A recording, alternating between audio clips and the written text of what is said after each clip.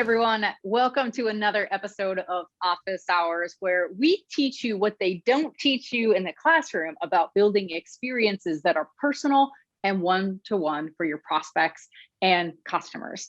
On today's episode, I want to talk about a topic that's near and dear to my heart. I took a very deliberate and very intentional approach to my journey into the head of marketing role by way of customer marketing. And I am so excited to talk with one of the most legendary customer marketers and customer advocates out there, Kevin. Kevin, you are currently the Global Head of Customer Advocacy at Adobe. Welcome to Office Hours. I'm thrilled to have you. Cool. No, thanks, MK, for the introduction and inviting me over. Oh my gosh, happy to invite any sort of a Marvel Avengers fan over to come hang out at my place anytime. We got to start first and foremost talking about all of the amazing items that you have just over your shoulders. Tell me a little bit more about that collection. Well, it's a mixture of just, this is like my man cave. So these are things that I'm super passionate about outside of work. So things around like Star Wars, Marvel, anime. You could see. A big fan of The Mandalorian, the show. Hopefully you also watch that. Absolutely. All things. Normally, if it's a normal year, I would go to like Comic-Con across the country, but fingers crossed for next year. That is so cool. Talk about experience. Like Comic-Cons are such a fun experience. First off, do you dress up when you go to Comic-Con? I don't, because I'm pretty intense when I go. I have a singular mission to get a bunch of merchandise, and like wearing a costume is not the most ideal, especially if you're staying in line for like 18 hours in a day. So fair enough. I don't personally do it, but I have a lot of friends that do. I love it. That's so cool. Where did this all start? Especially your passion for Avengers. We're big Mando fans in our house. We have baby Yodas on this couch, on the couch in the living room, and the couch on the other side of the house as well too. Where does this affinity come for you? I think a lot of it's rooted in my own like sense of nostalgia from growing up watching a lot of these shows from the 80s, things like G.I. Joe, Star Wars, of course, for the movies, and just seeing a lot of superhero stuff when I was growing up. And so that by default has kind of created like my excitement and passion for this niche or this hobby. So yeah, I love it. I think it's a community that is crazy passionate, and it's a community that is crazy devoted to the brand, the Star Wars legacy, the DC Marvel legacy. Everybody has this like deep affinity for the groups that they support.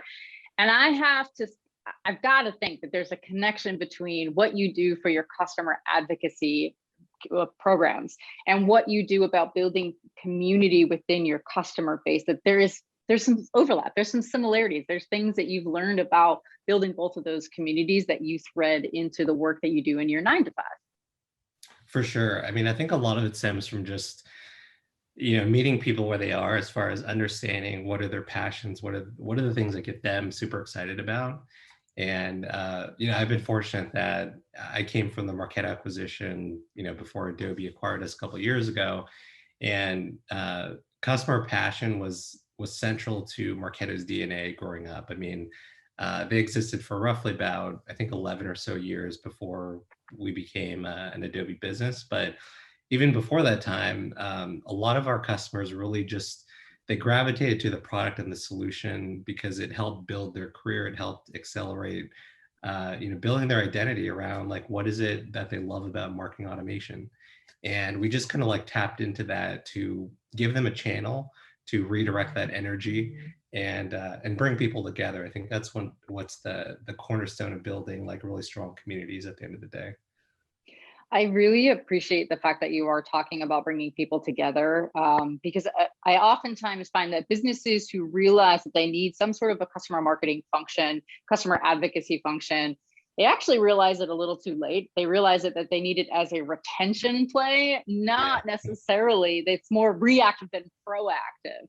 And I'm super excited to hear that you've done that. And you didn't always start off in customer marketing, right? Like you found your way into the customer marketing world. I'd love to learn more about that. Yeah, so my background's been a little bit it wasn't necessarily the traditional route that most folks might take going into marketing, where when I graduated from school, I went to UCSD, and at the time, this was back when like a big recession hit back in 2008. There really weren't that many jobs out there, and so I decided to go into consulting. So I actually did some social media consulting. This was back when like Twitter, Facebook was still very much in its infancy as far as businesses taking advantage of how to use these different types of social networks to kind of build a brand, build loyalty, etc. And so I did that for a little bit of time. And then actually, it's funny enough, I worked at Adobe about 10 years ago. And so it's kind of like coming full circle a little bit. But started doing that. And then my background has been really being involved in building communities. So you take kind of like the social aspect, which is kind of engaging folks. Then you also take, how do you create advocates, or how do you create a discipline around channeling these users to, number one, help to grow a product or a solution, but then also helping to help to give them a platform to shine and share their expertise. And so I did some work there at Google for a little bit, and then started working more from a B2B standpoint to understand what's the difference between B2C communities, B2B, and there are a lot of similarities and as well as differences, of course, but that kind of helped build my foundation. And then I think customer advocacy or customer marketing, that was sort of a relatively new discipline that's only been around for maybe 5 years, if you want to think of it that way. And it just became a natural progression because it takes a lot of the elements that I grew up loving to do. It takes, to your point earlier, about how do you create these exceptional experiences, but how do you also, build this foundation, build this community, and how do you bring people together, create almost like a movement, if you want to think of it that way, and then get people really centered around like how does this influence retention and customer experience over time. I like that you've taken that approach as well too. It's more of a slow burn approach, but I think people want to jump right to retention as the main source without realizing that once you build the solid foundation, retention and your strong network of advocates, and I think Marketo and Adobe do a really great job of having their power users help with that advocacy for your brands. They go above and beyond for communities and folks who need some help navigating your tool or navigating certain situations. And I love that you use the term experience, because I have been part of the experiences that you've created before, and they really are experiences.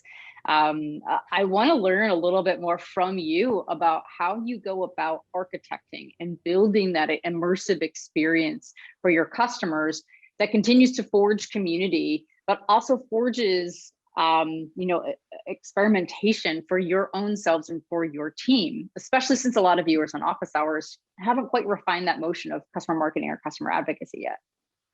Sure. I don't know if I have so much as a formula or things like that, but I think it's rooted in the fact that I really like, I want to create sort of like these magical I guess the magical experiences, to, if you want to put it that way, but basically it's like, how do you bring people, I mentioned this again and again, but bring people together, but make it so that there's sort of like a shared understanding that, number one, the customers, of course, are going to benefit from this experience, but at the same time, we're of course benefiting as well, because we tap into these advocates to create content for us, to develop speaking engagements, whatnot. So of course we have an agenda behind it, but I think at the end of the day, if you can create sort of these win-win scenarios, that's where things really I think that's where the magic happens. And it's less of a, situation where a customer feels like they're being sold to, and it's more of like, oh, we're a friend, we have a strong relationship, we'd actually get, drinks in a normal scenario and want to hang out. And so I think when you kind of build that friendship with your customers, the rest becomes a lot easier. And I look at them as sort of like an extension of our team to create, greater experiences for the broader community. I think that is beautiful. And I often remind our teams that as marketers, especially customer-centric marketers, it's our job to make our customers look like rock stars to their customers. And the definition of customer can obviously have a little bit of fluidity to it, because sometimes your customers, a marketer's customers, could be their CEO. their CMO. And how do we always look for those times to elevate and bring them to that level of looking like a rock star to their CEO? Or sometimes their customer is actually a literal customer. And so how do we help them build those experiences and enable them and find inspiration so that they can elevate the playing field? I also love that you use the word magic. We know Adobe loves to use the word moment, which is almost the antithesis of a touch. But the way that your experience translate is they are truly magic moments. You create these experiences that are so memorable, that feel as though they are meant for nobody but the one individual person that is on the receiving end of it. How does your team go about thinking through the experience from the perspective of the person who's on the receiving end, and then reverse engineer experience that's tailored for them? Yeah, I think it kind of goes back with just when you have a deep understanding of who your customers are and what they're passionate about and what are the things that are going to move the relationship forward versus move it backwards. Because I think oftentimes, the classic example that we have just most recently is just when we went through an acquisition. It's sometimes difficult where customers don't always want to be on the same page with you because they're not really sure, like, is Adobe still going to invest in the product? Are things going to change? And there could be some backlash with that. And so the way that we kind of approach it is like, these customers are kind of feeling uneasy a little bit, and they're wondering if the situation is going to change, where Marketo is no longer going to be a product that they can use in the future, or it's just going to be sunsetted or something going to happen, right? And so when I kind of approach it with the team, I always think about like, how can we create those magic experiences like you mentioned earlier, but also I kind of phrase it as sort of like shock and awe campaigns, or what can we do that's really going to delight and create surprise and, make it seem that like they're getting enrolled and like they're going to be part of something bigger than what they were before. And so we did some stuff, traditionally do big events during our summit conferences where we bring together a lot of customers in one place. We try to create very tailored experiences where we'll have like a customer mixer where we bring them together, and we had created these poster boards of them. Some are probably about the size of the poster behind you, but That's pretty big. Have you ever seen some of the magazines where it talks about, I think ESPN has done this too, where it's like, their MVPs and like the rock stars that have done incredible things throughout the year. We created sort of like these personalized these posters that had their photo etched into it, and it almost looked like a magazine poster. That was like the idea. And the reason why I kind of created something like that was it took more time than probably other types of activations we've done in the past, but we did it because we wanted to give them something that was a visual representation of the things that they've accomplished up to this point in time in their career, and also talk about the legacy of some of our programs going from Marketo to Adobe. And so we gave all those posters to about 40 different customers, some of like our best advocates. And some of them even today still use it as a backdrop when they're interviewing for jobs. And it's like, oh, I don't really need to talk about myself because you just look at my poster, right? So Right. that was just kind of one example of what we did with some of our customers. I think that going above and beyond makes a big impact, and it makes the emotional impact that I think oftentimes marketers have distanced themselves from with the marketing that they put out there. I think sales automation, marketing automation were great inventions to help us solve for high velocity and maximum reach and scale. But I think we became more distant from the folks whose lives we're impacting with our products, goods, and services. So I personally get excited when I hear about marketers like going out of their way to create those above and beyond, even tactile experiences, such as having like a life-size portrait of yourself, illustration Right. of yourself, which is kind of bananas. I also think as well too that marketers, we're so focused oftentimes on customer acquisition costs, and so we think about CAC a lot, but I think customer marketing is all about the other half of the equation of LTV to CAC, and like increasing the lifetime value of your customers really does start with your advocacy programs and with your customer marketing programs. I'd love to learn a little bit more about how you get scientific, even with some of the efforts that you put forth with customer advocacy and customer marketing to help with those two very important levers of growth, which is cost of acquiring customer and also lifetime value, and how you think about balancing the two. It's interesting too, because I think historically, from a customer marketing landscape, it's been more of a challenge to kind of measure and kind of put down to dollars and cents as far as like, what do you contribute to an organization from an ROI standpoint? I think that's also why historically demand gen teams will usually get about 75% of the budget. And usually if there's anything left, sometimes the customer team will get it. Yeah. And, but if you kind of flip that equation, most organizations make most of their income or their revenue from their recurring book of business or their existing customer base. But then there's obviously a disconnect in terms of how much the business is focused on, you know, acquiring new logos or whatnot. That's one of those things that kind of just boggles my mind, but it happens across the board. But with that being said, the way that we've kind of started to think about how do we measure impact and programmatic impact across all of our channels, we've actually built something called like an advocate score. So essentially just as how, you know, lead scoring works, where we're moving someone further down a funnel until they take an action to buy your product or they don't. We move in a similar function where we work very closely with our customer success organization, and we try to identify different touch points, and we have different technologies that kind of feed into, you know, leveraging Marketo, sort of like that backbone. But the idea behind it is we essentially will score our different advocates, and we'll identify as people go through our advocate nurture, what's the propensity that someone has for becoming an advocate down the road.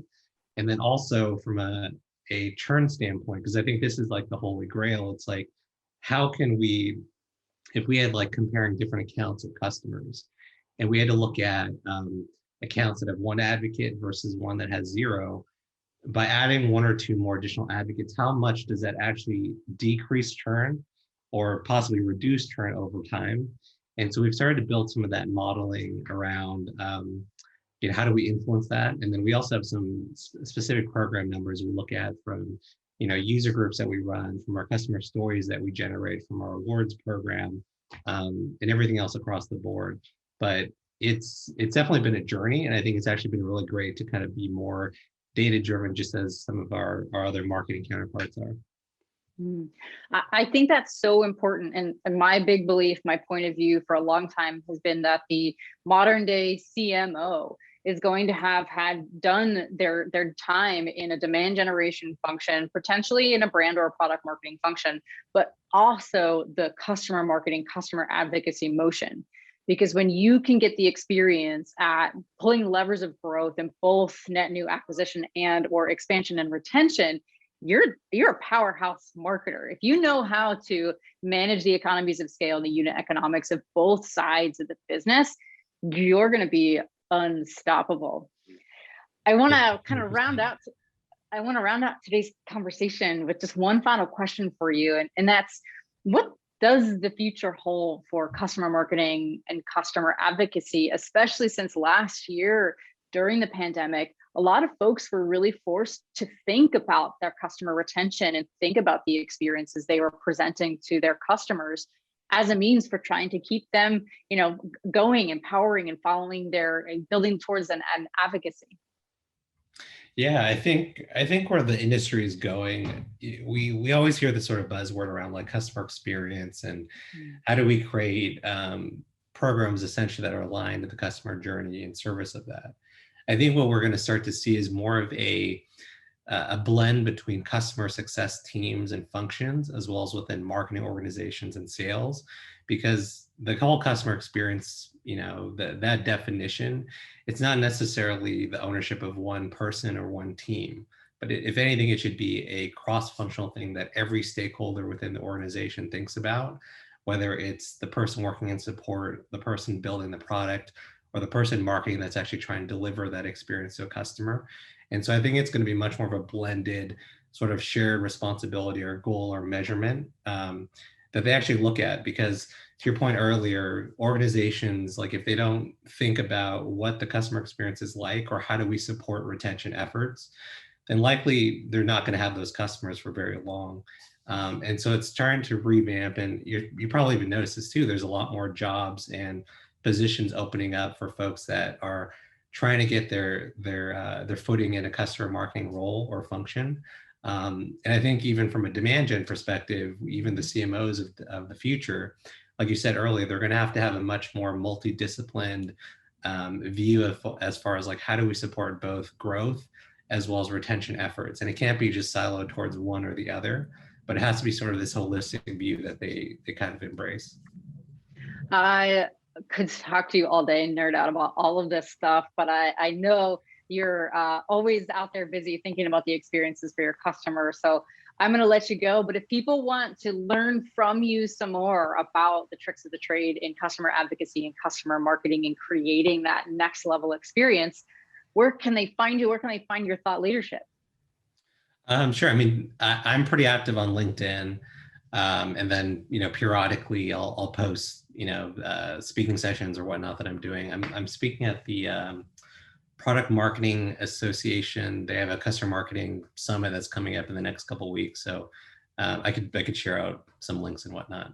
Yeah. Sounds great. We love the team over at PMA. Kevin, thank you so much for your time, your expertise, just your wisdom beyond just helping create those experiences, but also how you take those experiences and apply deep impact into the organization. Thank you so much for your time today. It was such a pleasure, and I hope we get to keep these conversations about customer marketing going. Yeah, for sure. Thanks again. Appreciate it. Take care.